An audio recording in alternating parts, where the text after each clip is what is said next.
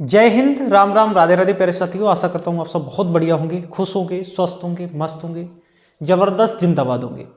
प्यारे साथियों, एक बहुत बड़ी खुशखबरी है और खुशखबरी आपको जिसके बारे में बहुत दिन पहले पता ही चल गया था। ग्रुप डी की जो वैकेंसी थी उसकी संख्या भी बढ़ गई है। संख्या बढ़ के कितनी हो गई है? 58,242 है।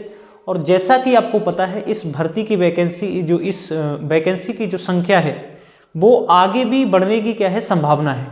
और ये मुझे लग रहा है जहाँ तक ये संख्या है लगभग 1 लाख पहुँचेगी जब तक आपका ये एग्ज़ाम इसका कंडक्ट होगा तब तक।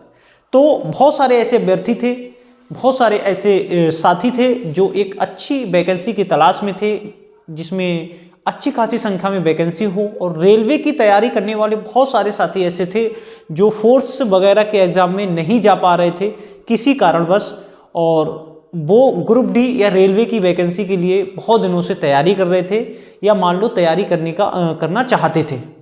तो उनके लिए एक बहुत सुनहरा अवसर है, बहुत बढ़िया मौका है। एक बहुत बढ़िया मौका उनके लिए है कि वो ग्रुप डी की इस वैकेंसी में अप्लाई कर सकते हैं और अपने सपनों की नौकरी को प्राप्त कर सकते हैं, अपने भविष्य को सुधार सकते हैं, बेहतरीन बना सकते हैं।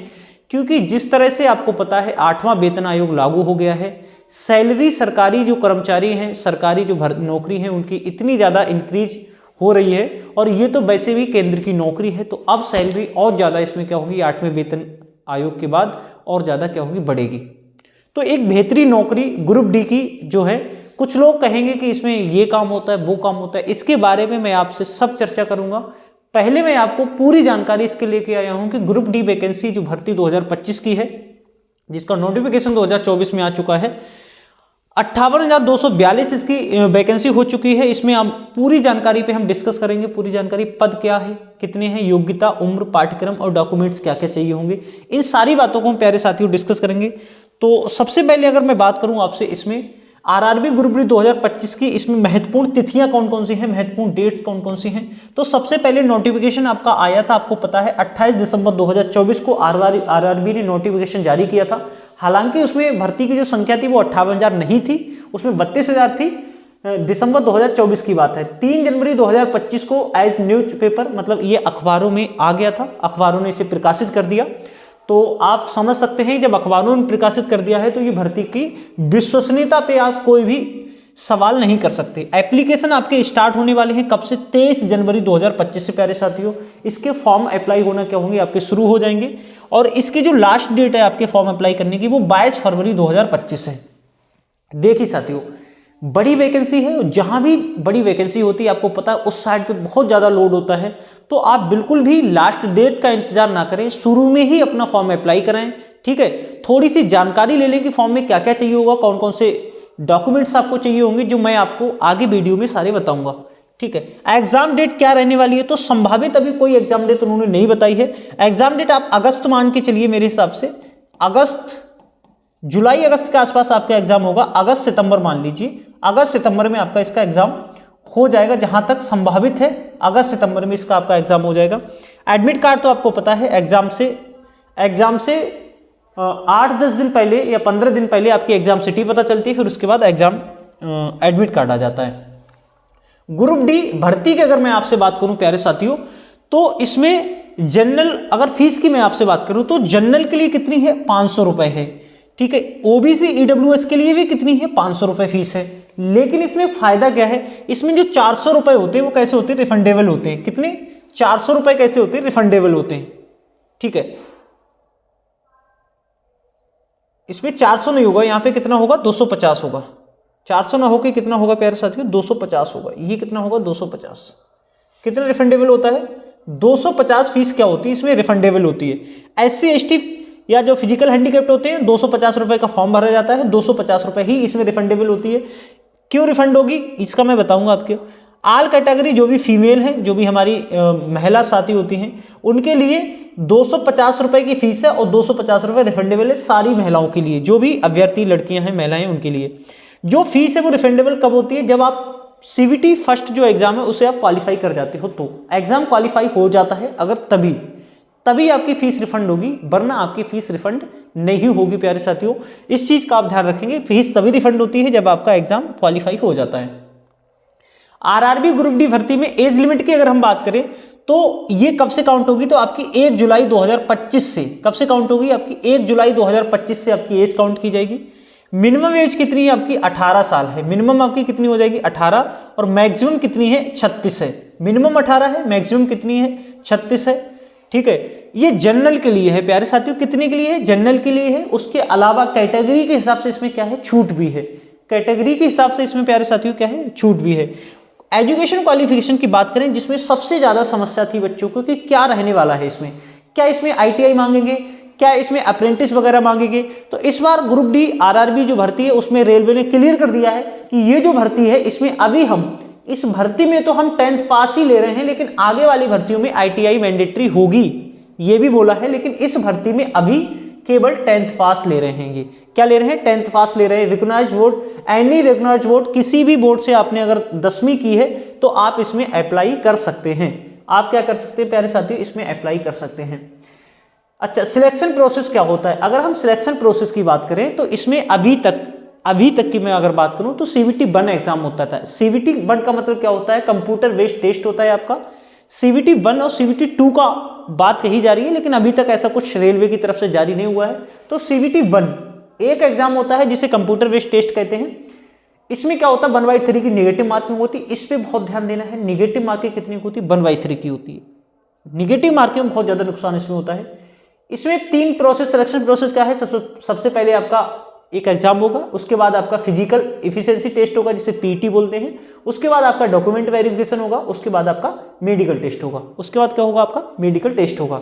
अच्छा, सिलेबस की अगर मैं प्यारे साथियों बात करूं तो सब्जेक्ट और नंबर ऑफ क्वेश्चन और कितने मार्क्स होते हैं, आपको ध्यान रखना है। 90 मिनट का आपका पेपर होता है, 1.5 घंटे का। कितने का पेपर होता है आपका, 1.5 घंटा आपको समय दिया जाता है पेपर के लिए, जिसमें आपका क्या आता है, जनरल साइंस आती है कितने नंबर की, 25 क्वेश्चन, 25 नंबर की जनरल साइंस आती है। मैथ्स जो आपकी है कितनी की आती है, अर्थमेटिक 25 की आती है, 25 marks, 25 question. General intelligent and reasoning की बात करें तो भैया 30 क्वेश्चन इसमें आते हैं, 30 नंबर के। और उसके बाद जनरल अवेयरनेस जिसे GA बोलते हैं, और करंट अफेयर, ये टोटल कितने आते हैं, 20 क्वेश्चन आते हैं, कितने के, 20 नंबर के। मतलब आपको 100 प्रश्न मिलते हैं प्यारे साथियों। कितना समय दिया जाता है, 90 मिनट का समय दिया जाता है 100 प्रश्न पे। ठीक है, साइंस पे आपको विशेष ध्यान देना होता है। साइंस और GS दोनों मिला के अगर आप क्वेश्चन देखोगे तो साइंस और GS 45 क्वेश्चन ये अकेले कवर कर रहा है। क्या, साइंस और GS मिला के।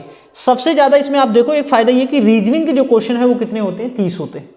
ठीक है, तो अच्छे लेवल की साइंस इसमें पूछी जाती है। बहुत ज्यादा आपको ध्यान देना है किस पे, साइंस पे, GS में सबसे ज्यादा ध्यान देना है।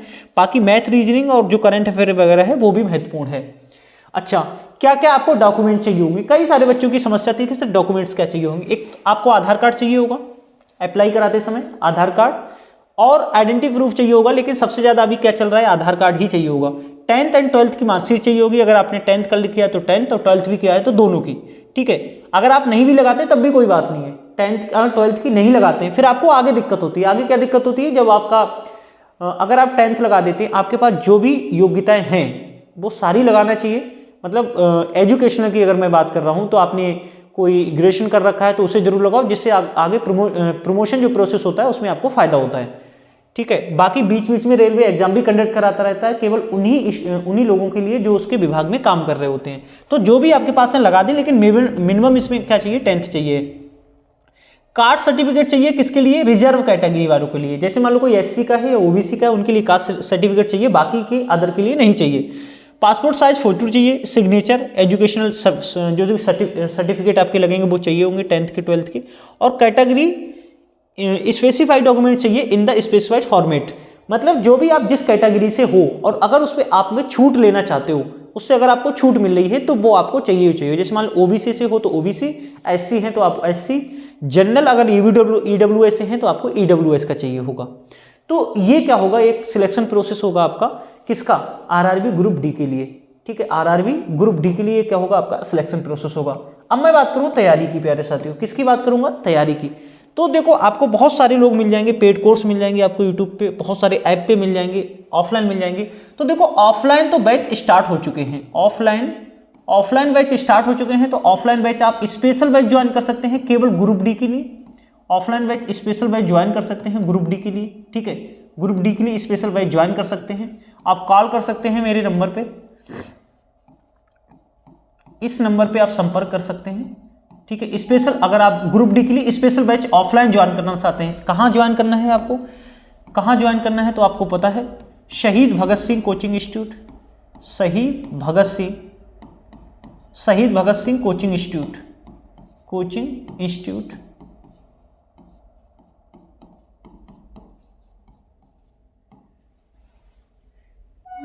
बदायूं। कहाँ, रेलवे स्टेशन के पास आना है। कहाँ आना है आपको, रेलवे स्टेशन के पास, क्योंकि रेलवे की भर्ती तो कहाँ आना है, रेलवे स्टेशन के पास, रेलवे स्टेशन के पास, स्टेशन के पास कहाँ आना है, रेलवे स्टेशन के पास आना है। बाकी अगर मैं प्यारे साथियों ऑनलाइन की बात करूं, ऑनलाइन की अगर मैं किसकी बात करूं, आपके ऑनलाइन की यूट्यूब चैनल पे जो हमारे क्लासेस शुरू होने वाले हैं बिल्कुल निःशुल्क होंगे, कोई फीस आपसे नहीं होगी, पूरे प्रॉपर वे में क्लास होंगे आपके। ये आपके कब से स्टार्ट होंगे, फरवरी से, फरवरी से आपके क्लास शुरू हो जाएंगे, फरवरी से शुरू हो जाएंगे क्लास, फरवरी से प्रारंभ होंगे आपके क्लास ऑनलाइन, फरवरी से आपके क्लास प्रारंभ होंगे ऑनलाइन। क्यों, क्योंकि अभी जीडी के चल रहे हैं, ठीक है, अभी जीडी का चल रहा है, तो अभी ऑनलाइन आपके फरवरी से क्लास स्टार्ट होंगे। हाँ, लेकिन मैथ्स के कुछ सब्जेक्ट, कुछ क्लास आपके शुरू हुए होंगे, जैसे मैथ्स का क्लास फाउंडेशन वाइज चल रहा है, मैथ का फाउंडेशन वाइज चल रहा है आपका सौरभ सर का, उसमें आप जुड़ सकते हैं, जो आपका 5 बजे लाइव होता है। कितने बजे, 5 PM लाइव होता है, ठीक है। बाकी टीचरों के और जो भी क्लास है वो आपके कब से स्टार्ट हो जाएंगे, फरवरी से प्रारंभ हो जाएंगे। लेकिन अगर आप मैथ स्पेशल आप पढ़ना चाहते हैं तो आपको सौरभ सर का क्लास मिल जाएगा, कितने बजे, 5 बजे डेली क्लास होता है, लाइव क्लास होता है, ठीक है। तो ऑनलाइन क्लास भी हमारे क्या है, स्टार्ट होने वाले हैं। प्यारे साथियों, बहुत अच्छा मौका है और मैं चाहता हूं कि आप अच्छे से मेहनत करके इस मौके को जाने ना दें।